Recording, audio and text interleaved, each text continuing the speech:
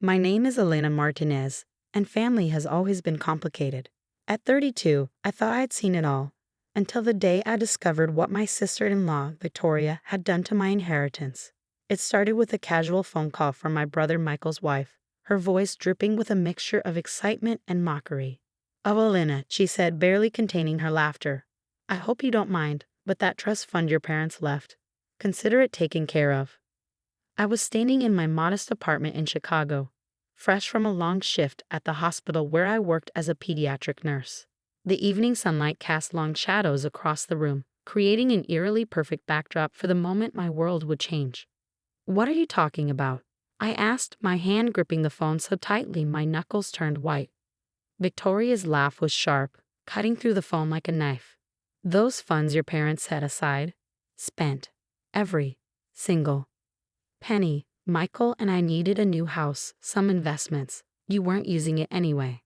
The trust fund wasn't just money. It was my parents' final gift, carefully preserved for my future. Mom and Dad had worked themselves to the bone. My father a construction worker, my mother a school cafeteria cook, to ensure their children would have opportunities they never had. I remembered the day they told me about the trust fund. It was just months before the car accident that took them both. "This is for your dreams," my mother had said, her weathered hands holding mine. "Whether it's finishing your nursing degree, buying a home, or starting a family, this is your safety net." Victoria knew all of this. She knew exactly what that money meant to me. "You can't just spend someone else's inheritance," I said, my voice remarkably calm despite the storm brewing inside me. "Watch me," she replied. "Michael agrees. It's family money after all, and we needed it more than you." More than me. I was the one working double shifts, paying off student loans, living in a small one-bedroom apartment. Michael and Victoria lived in a sprawling suburban home, drove luxury cars, and took vacations twice a year. The conversation ended with Victoria's final jab. "Don't make this a big deal. Family supports each other." Support. The word felt like a cruel joke. I spent that night gathering every piece of documentation I could find. Bank statements, emails, text messages, anything that might prove what Victoria had done. My fingers moved mechanically, fueled by a mixture of anger and determination. My best friend, Sophia, found me at 3 a.m. surrounded by papers. "Elena," she said, placing a cup of coffee beside me, "what are you going to do?" I looked up, my eyes clear and focused. "I'm going to get everything back." The next morning, I contacted Mr. Rodriguez, the family lawyer my parents had trusted for years. He was old school, the kind of attorney who remembered every client's story, who treated legal work like a sacred profession. "Elena," he said after listening to my story, "this is serious financial fraud. Victoria forged signatures, transferred funds without authorization. This isn't just a family dispute. This is a criminal matter." But pursuing legal action would mean destroying my relationship with Michael. We'd always been close, despite our differences. He was the golden child. Athletic, charismatic, everything coming easily to him. I was the responsible one, the caretaker, the one who always put family first. Would he believe me over his wife? Mr. Rodriguez must have sensed my hesitation. "Sometimes," he said gently, "protecting yourself is more important than protecting a relationship built on false foundations." I thought about my parents, about their dreams for me, about the trust fund they carefully preserved, believing it would give me opportunities they never had. "What are my options?" I asked. Little did I know, the path I was about to choose would change everything. Victoria thought she had won. She thought the money was hers to spend, to waste, to use as she saw fit. She was about to learn a very different lesson. The first step was documentation. Every single transaction, every forged signature, every unauthorized transfer would become evidence. And I was going to make absolutely certain that Victoria understood the true meaning of consequences. My hands might have been shaking when I started making calls, but my resolve was solid as steel. This wasn't just about money anymore. This was about respect, about justice, about honoring my parents' final gift to me. Victoria's laughter would soon turn to silence, and I would be the one to make that happen. The next few weeks became a meticulously planned operation. Mr. Rodriguez wasn't just a lawyer. He was a strategic mastermind who understood that revenge is best served cold, calculated, and legally bulletproof. "We need evidence," he explained during our third meeting.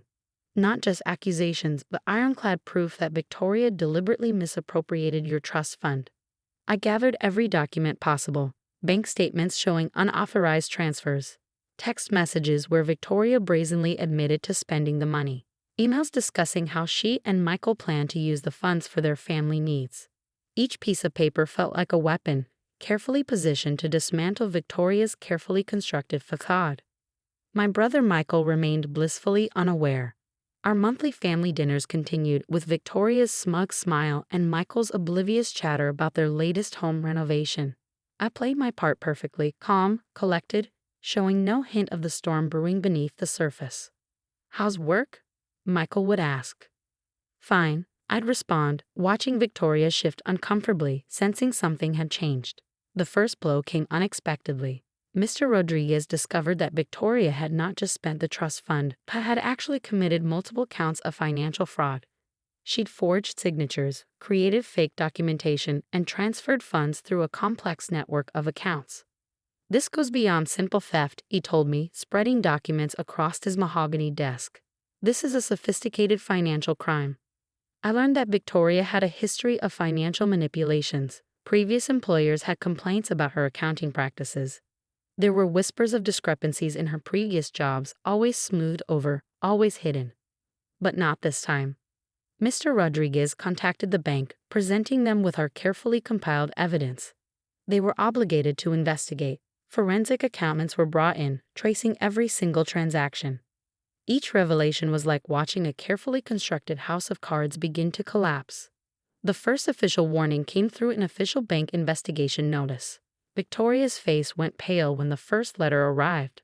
I watched her hands shake as she opened the envelope, her confident demeanor crumbling. "What is this?" she demanded during a family dinner, her voice a mix of panic and anger. I met her gaze. "Cool. Calm. Perhaps you should read it carefully."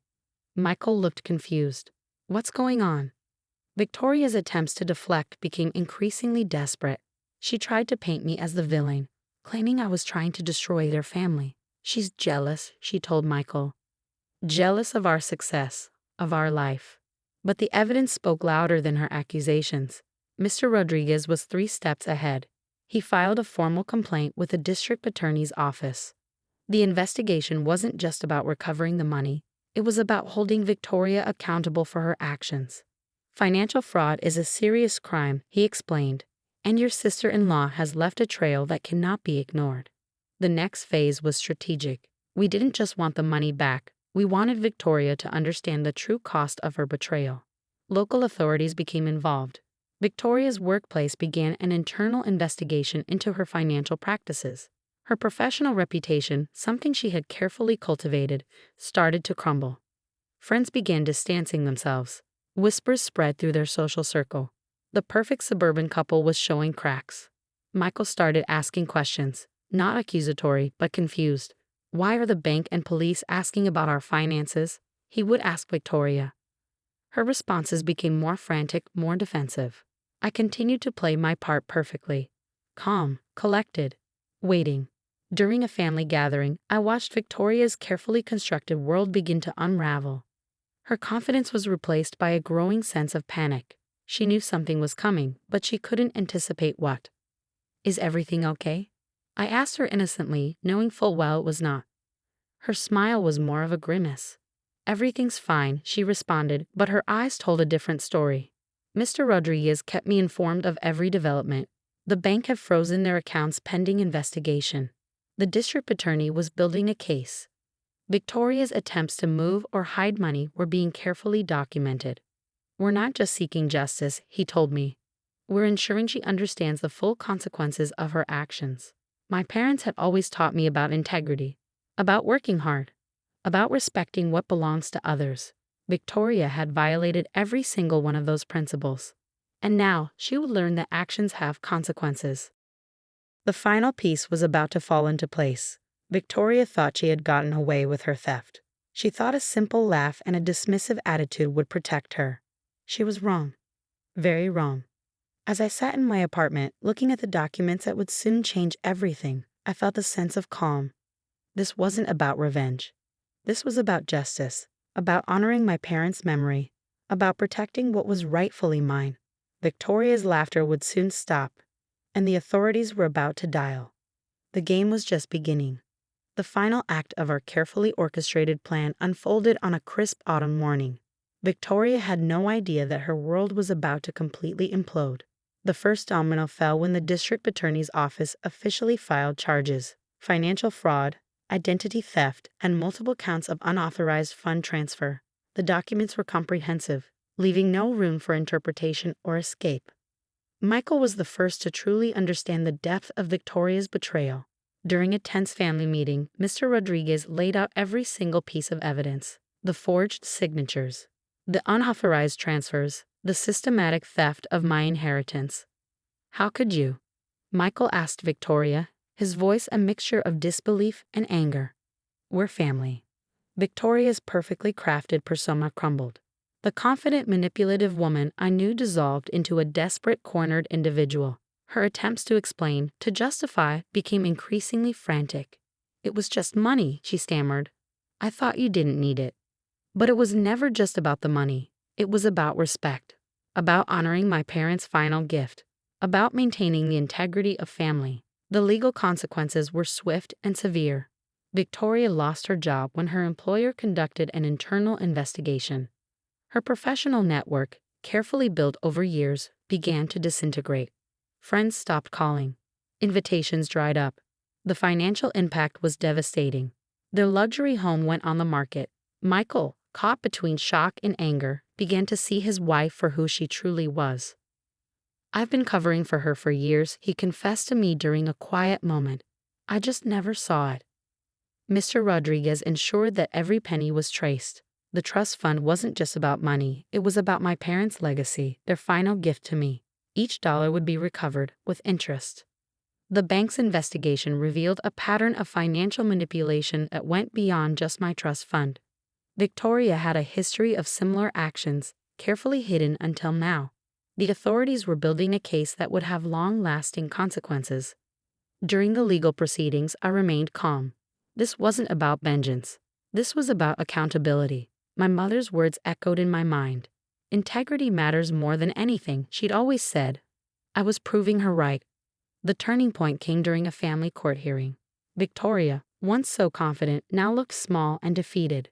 Her attempts to manipulate the situation fell apart under the weight of documented evidence.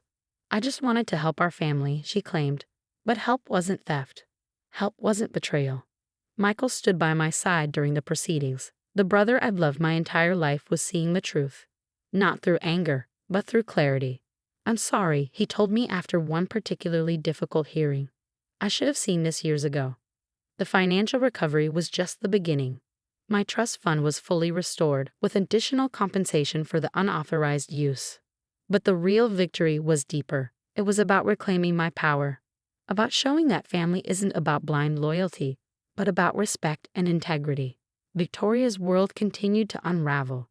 Criminal charges meant she would struggle to find employment. Her professional reputation was destroyed. The social circle she carefully cultivated began to distance themselves.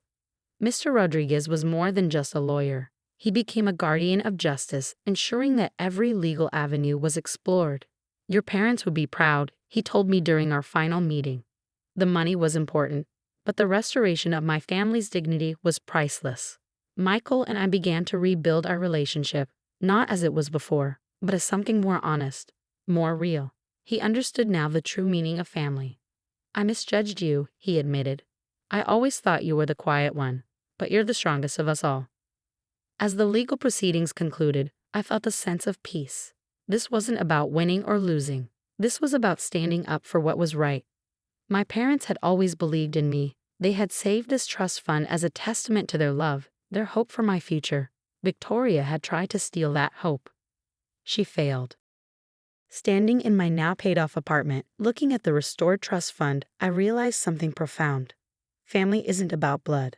It's about respect, about integrity, about standing up for what's right, even when it's hard. Victoria thought she could laugh away my inheritance. Her laughter had long since stopped. And the authorities, they had dialed. Justice, it seemed, was a dish best served with patience, precision, and unwavering integrity.